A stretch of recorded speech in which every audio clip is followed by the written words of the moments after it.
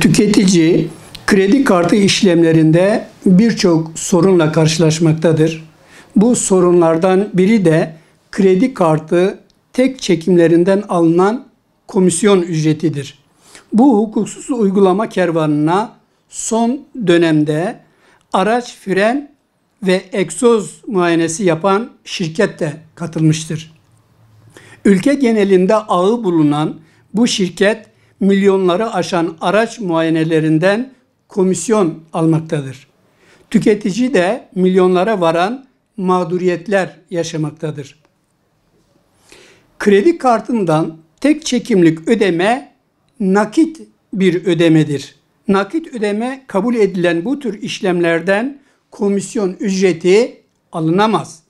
Tüketicinin korunması hakkındaki kanun ve finansal tüketicilerden alınacak ücretlere ilişkin usul ve esaslar hakkında yönetmeliğe aykırı bir uygulama olduğunun altını çizmek istiyorum. Orhan Gazi İlçe Başkanımız Hasan Ersoy da bu hukuksuz uygulamaya maruz kalanlardan biridir. Her türlü mal ve hizmet satışlarında tüketicilerin bilgilendirilmesi esastır. Şube başkanımızdan alınan komisyon ücreti konusunda bilgilendirilmemiştir. Kendisinden 73 lira 93 kuruş komisyon, 14 lira 78 kuruş KDV ücreti olmak üzere toplam 88 lira 71 kuruş ücret alınmıştır. Şirket tekel konumunu kötüye kullanmaktadır.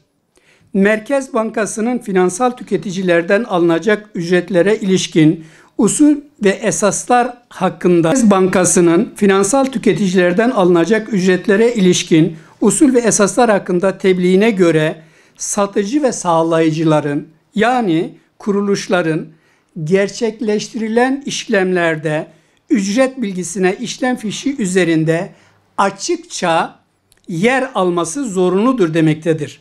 Bu hizmeti veren şirket kestiği faturada tüketicinin tek çekimli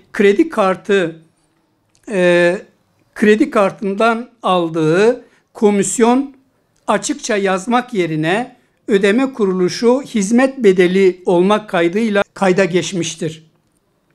Bu bedele ayrıca %20 KDV uygulanmaktadır.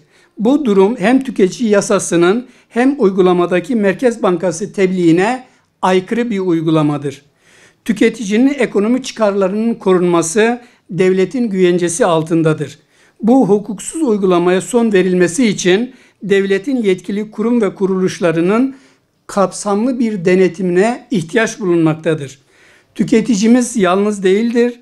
Bu hukuksuz uygulama nedeniyle tüketicilerimize her türlü hukuki destek verilmektedir. Haksız ve hukuksuz uygulamalar er geç yargıdan dönecektir. Yargı yoluna başvurulması ve denetimiyle bu sorunun çözüleceğine inanıyor.